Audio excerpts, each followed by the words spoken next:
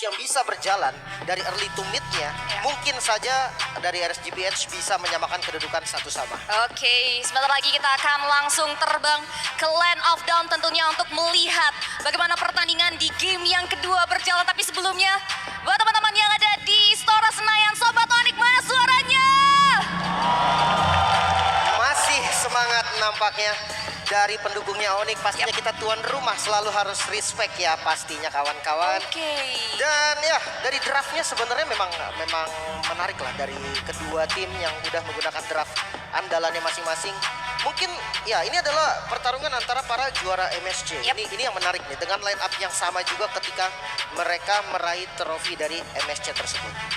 Ini pertemuan antara kedua belah tim yang sama-sama menjuarai MSC di tahun yang sudah berjalan sebelumnya. Tapi kita bakal lihat di game yang kedua dengan komposisi hero yang seperti ini. 3 hero durability yang dimiliki oleh teman-teman dari tim RSGPH. Akan seperti apa sebetulnya setup yang bakal dibawa oleh Onyx. Ini bakal kita pantau point of view dari kedua belah jungler.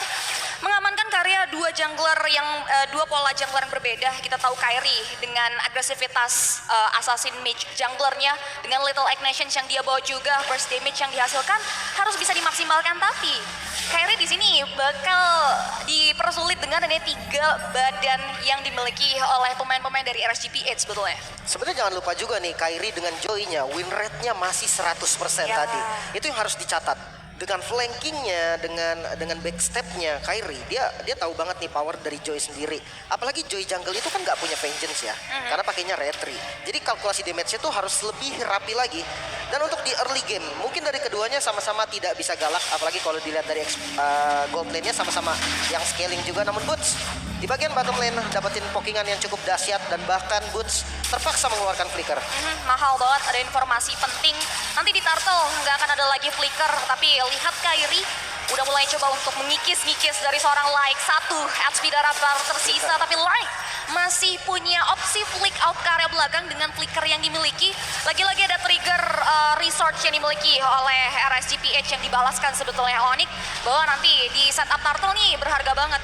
Karena Turtle sebentar lagi bakal muncul ya. Oke, tidak ada flicker untuk Boots, tapi tidak ada flicker juga untuk Light. Sebenarnya lumayan setara lah. Keduanya sama-sama inisiator dari masing-masing tim. Namun kalau dilihat dari Turtle, XP lane-nya lebih kuat dari arah RSGPH mungkin dengan adanya glue. Sementara untuk split yang sudah langsung di-open, coba untuk nge-zoning ke arah belakang dari Boots-nya, masih bisa gocek dengan vengeance untungnya. Namun Turtle kayaknya nggak bakal bisa dikontes karena Kibo yang baru level 4 mungkin akan maju ke arah depan. Kairi bermain dengan ritmenya, masih menunggu, kali ini maju ke arah depan dengan Electric Blitz dan Lord bisa di-secure dari Turtle-nya. Retribution yang cukup on point, kali ini masih ada Final Slash juga mengejar ke arah Aqua.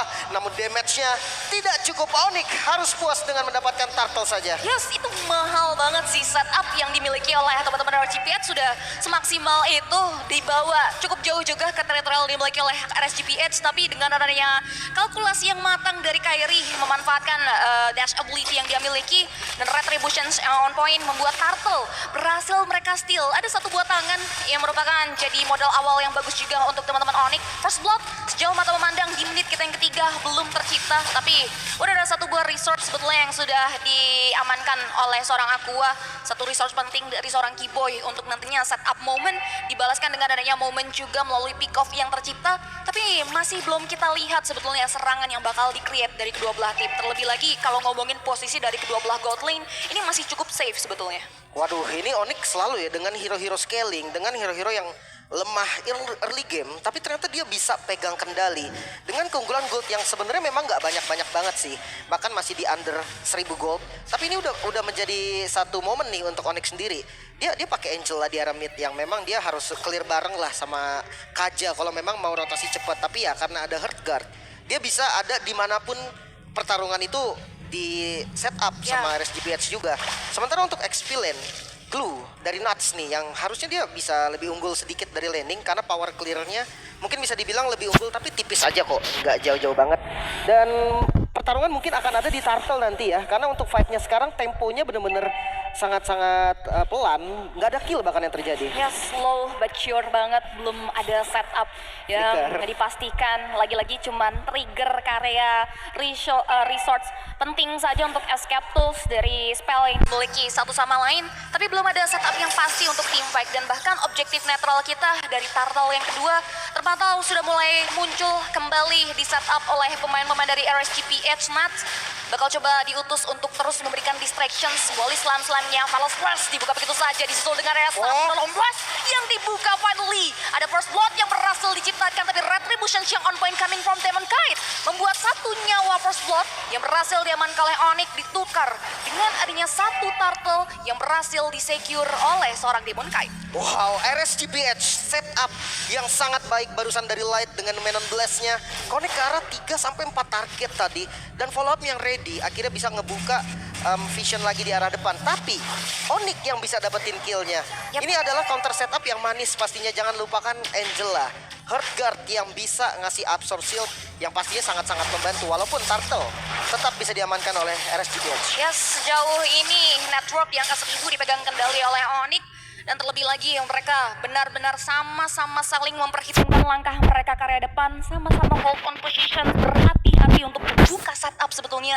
Dan bahkan tempo permainan mereka kembali diperlamban. Kairi bakal coba untuk memberikan serangan kejutan harusnya. Tapi lihat dibalas dengan adanya kejutan serangan dari 3 member RSGPH mengarah ke arah Keyboy. Emang bakal coba untuk di follow up lagi dengan adanya Heartguard yang masuk dari tubuh dari seorang Kairi. Satu pemain down dan bahkan Blessing juga dibuka begitu saja dari seorang cewek mengarah ke arah back lagi dimiliki oleh RSGPH. Dan lihat 2 pemain dari RSGPH harus tewas ketika dengan ada Divine Judgment yang on point coming from Keyboy. Looking for more karena lihat pembalasan setup dari RSG. 3 member mereka mengarah ke arah Keyboy. Ada pertukaran 2 tukar 2 di sana. Iya, pertukaran 2 tukar 2, tapi ada gold laner nih yang hilang dari RSGPH. Sementara kalau dari Onyx kerugiannya mungkin ada di jungle. Namun dari arah bottom lane Boots ternyata bisa nge-secure satu objektif outer base turret yang lumayan enak. Dan oke, Kairi masih bisa dapat dengan retribution-nya. Purple buff-nya masih bisa ke-secure. Kill count-nya minim banget sih. Dan bahkan setup di area hutan tadi kalau kita lihat ya, nggak mau di follow up lagi, nggak mau di respons juga, nggak mau terlalu all in karya dari Boots-nya sendiri. Tapi di area top lane Aqua Cewek, oke, masih ada Heartguard coba untuk membalikan keadaan kali ini, namun tidak boleh terlalu greedy juga. Dan Aqua mau tidak mau harus gunain flickernya. Mundur lagi kali ini, cewek bisa memukul mundur posisi dari Nuts dengan damage yang cukup sakit. Bahkan turretnya bakal menjadi tujuan selanjutnya dan ditarik. Aqua harus hilang, masih ada Nuts juga yang bakal menjadi next target. Kita ternyata ditabrak turret, tidak bisa memberhentikan Onyx. Bahkan 2 kill yang bisa di-secure. Wow, 2 untuk nothing. Ditambah lagi dengan area 1 sektor bangunan turret yang berhasil diamankan. Dibalas sebetulnya dari RSGPH dengan pengambilan ke area turtle terakhir. Disusul lagi dengan area 1 buah objektif turret. Tapi kembali ditukar dengan sangat kontan oleh cewek. Dimana inner turret lagi-lagi berhasil dihancurkan tanpa Lord. Onyx Esports mereka penuh akan perhitungan. Dan terlebih lagi kehadiran Suns ini benar-benar sangat-sangat berimpact terhadap beberapa pemain dari Onyx yang melakukan setup power di area team fight-nya. Dan RSG, kalau kita bisa lihat dari area sisi item yang sudah dikantongi oleh seorang Eman itu sendiri, kita tahu udah ada 2 bekal dengan daya Crushing Sight, udah ada 1 buah Golden Staff juga, basic attack yang dihasilkan dengan Quantum Charge Ample, ini bakal jauh lebih signifikan lagi nantinya damage yang diberikan. Tapi bicara soal Aqua, sebenarnya Aqua berperan penting untuk memberikan 1 buah pressure melalui Terrify Effect ya, tapi out of nowhere dengan 2 poin pick off, ini yang membuktikan bahwa Aqua di press habis-habisan sih. Tapi untuk tempo permainannya, RSGPH memang terlihat under pressure dengan gold yang diungguli oleh Onyx. Namun mereka selalu berani untuk ngebuka zona, untuk mencari objektif apa yang kira-kira bisa diambil lagi nih oleh RSGPH sendiri. Dan kalau kita tarik sedikit lagi soal item, jenis One Holy Crystal, magical damage dari Kairi ini yang perlu diwaspadai. Mungkin memang ada radian dari Lolita Light ataupun dari Demon Kite. Namun kalau untuk damage-nya seperti Karinya Eman atau Aqua, ini bisa menjadi santapan juga nih untuk Kairi. Ya benar, ini apalagi dari segi positioning ya. dia punya satu positioning yang benar-benar bagus banget dari Kyrie untuk bisa masuk ke area backline-nya. Jadi nggak terang-terangan gitu, karena kalau ngomongin Kyrie untuk masuk ke area belakang yang dimiliki oleh RSGPH, otomatis dia harus menerjang frontliner yang dimiliki. Dengan ada setup yang bagus, itu membuat Kyrie masih bisa memberikan serangan yang cukup maksimal ke area hero-hero glass cannon dari RSGPH. Sejauh mata memandang, Onyx masih memegang kendali perekonomian. Keduanya sama-sama belum mau melakukan setup tim fight satu sama lain. Lord yang masih squishy, masih terlalu dini juga, udah mulai muncul di menit 9. Bahkan sudah mulai dipoking oleh Demon Kite, memancing untuk anak-anak Onyx masuk ke area teritorial Lord tersebut. Tapi nampaknya Onyx mereka penuh akan perhitungan sih. Nggak mau terlalu terpancing juga dengan setup dari Demon Kite. Sebenarnya ini tempo yang pelan banget sih dari keduanya. Terbilang game yang cukup pasif. Ya. Di menit yang ke-9 total kill hanya 7 dan ada tahun kali ini ke arah Boots. Pokingan damage yang cukup terasa juga sebenarnya Boots. Harus sedikit hati-hati kali ini karena udah mulai low dari HP-nya. Siap untuk bergerak juga Keyboy mencari lokasi dari Eman, dapat ke arah Aqua. Coba untuk ditarik dan final slash yang keluar cukup dahsyat nampaknya. Cewek masih bisa terkena stun juga dan Nuts yang bisa menumbangkan posisi dari Boots-nya. Kali ini satu hilang dari RSGPH, begitu juga dari Onyx. Yes, satu tukar satu, berhenti sampai di sana. Semua resource pun sudah keluar, tapi Nuts masih bisa mundur ke arah belakang. Pivot on streak, karena dirinya ada lihat. Damage yang diberikan oleh seorang Kyrie terlalu perih, membuat satu pemain dari RSGPH pun down. Mengarah ke area satu buah middle outer turret sebetulnya yang bakal dihancurkan. Membuat visions dan juga bagaimana ekspansi terhadap jalur yang dimiliki oleh RSGPH akan semakin luas lagi. Lord yang tadinya dipancing-pancing, di-poking oleh teman-teman dari RSGPH terkhusus dari Demon Kite, kini justru pegang kendali penuh dari Onyx. Dengan adanya dua pemain mereka yang down, RSG nggak mau mengambil resiko lebih. Dan Lord dibiarkan free jatuh di tangan seorang Kyrie. Gila Sans, kapan lagi di zoning sama Angela? Coba dengan recall lagi kan di bagian depan. Lord yang bisa didapatkan oleh Onyx terbilang Lord yang cukup free ya. Yep. Dari arah top lane Lordnya berjalan. Untuk high ground defense, sebenarnya memang dari RSGPH dia nggak punya spam yang bagus nih untuk clear ke arah minionnya. Mungkin hanya dari Aqua aja yang bisa nge-spam terus-terusan. Tapi pergerakan dari RSGPH sendiri, mereka nggak pernah berpisah. Mereka main 5-man gang dan bahkan tadi Boots yang ada di bagian depan itu coba untuk dimakan. Tapi kayaknya kelihatannya ragu. Dan sekarang udah mulai masuk nih dari arah top lane. Alright, Lord yang belum punya power untuk charge ya, bakal coba untuk langsung dihentikan begitu saja oleh teman-teman dari RSGPH. Dan nampaknya tidak ada pengawalan akan Lord tersebut, membuat Lordnya berhasil langsung secara cepat dibersihkan oleh pemain-pemain dari RSGPH. Dan bahkan kalau kita lihat juga mereka masih sibuk sebetulnya untuk melakukan manajemen terhadap wave minion mereka.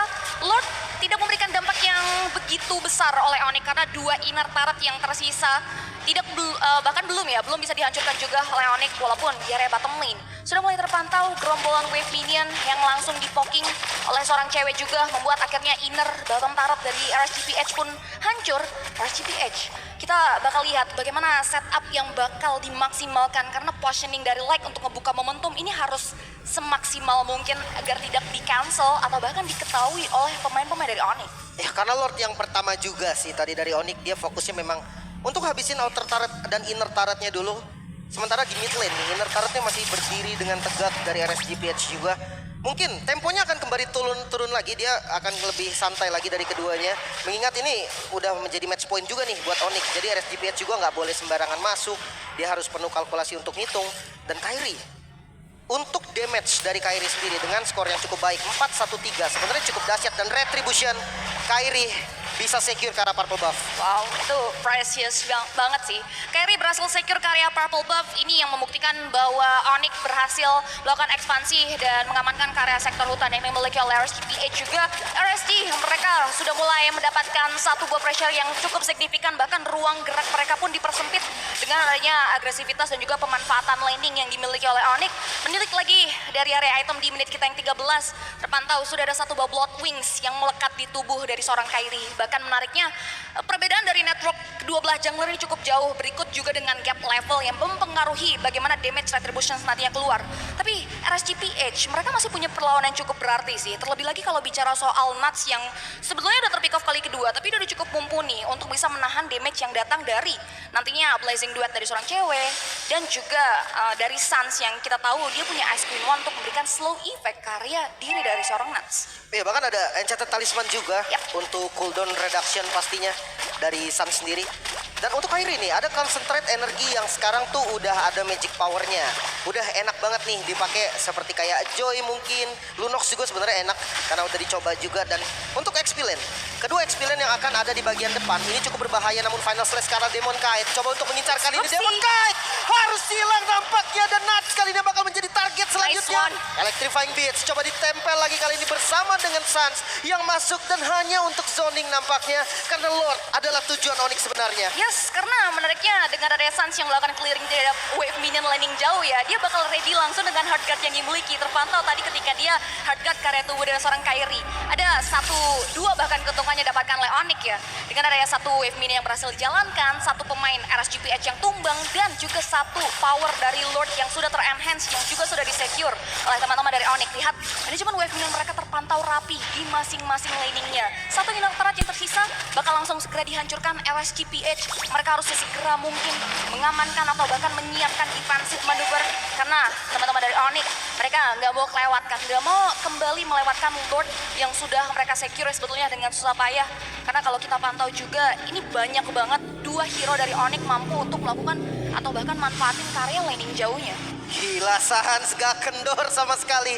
Recall di depan 5 member bahkan dari RSGPH, dan gak ada satupun yang berani panis. Karena memang keunggulan gold yang lagi dipegang sama Onyx ini yang bakal menjadi gap besar antara kedua tim saat ini. Oke, Lord yang mulai masuk di bagian top lane. Final slash yang cukup baik kali ini, Nuts yang bakal menjadi korban pertama mungkin, dan dibalas dengan final slash curian yang cukup berbahaya. Dan Kiboy Flicker yang gagal barusan menjadi source penting juga nih untuk RSGPH. Yes, Flicker for nothing. Ada informasi, tidak ada combo Flicker di Divine Judgment. Lord automatically charge karya satu base Tarot Final Slash. Bahkan gitu saja mengarah karya Eman. Dia membuat karya unstoppable. Dan bahkan satu pemain dan dua pemain down dari RSGPH. Double kill. Berhasil disekros oleh Kairi, looking for triple kill. Dan Mania Penas masih bisa mundur karya belakang. Base expose, tapi masih belum ada wave minion yang ternyata Onyx. langsung dimaksimalkan. Onyx. Onyx Esports from Indonesia take the game yang kedua. Onyx masih too strong. 2-0 Israel. Pertarungan antara juara dari MSC dimenangkan oleh Onyx dengan poin 2-0. Total domination game pertama dan game kedua Onyx menang tanpa sedikit pun keraguan. Wow, wow, wow.